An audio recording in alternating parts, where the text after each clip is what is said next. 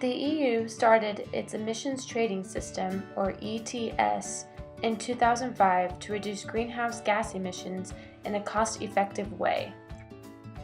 The EU ETS operates in 31 countries, the 28 that belong to the EU, plus Iceland, Liechtenstein, and Norway.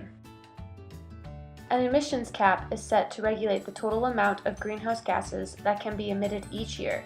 The EU reduces the cap by 1.74% each year so that the total emissions will fall instead of stay constant. Within the cap are tradable allowances. This means companies can receive, buy, or trade emission allowances from other companies as needed. However, the EU limits the number of tradable allowances to ensure that they have value. Trading brings flexibility to businesses covered by the ETS because they have the choice between reducing emissions and purchasing emissions from other companies depending on the price of carbon. At the end of each year, a company must surrender enough allowances to cover all its emissions, otherwise heavy fines are imposed.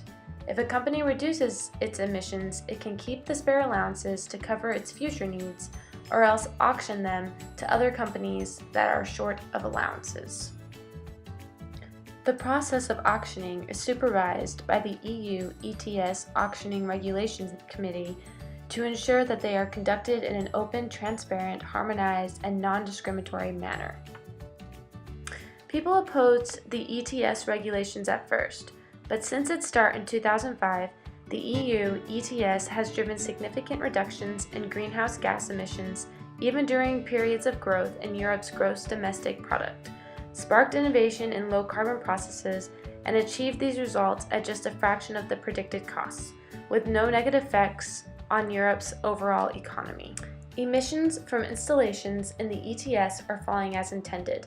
In 2020, emissions will be 21% lower than they were in 2005. The EU ETS has proved that putting a price on carbon and trading can work, and other countries should follow in their footsteps to help reduce their carbon footprint.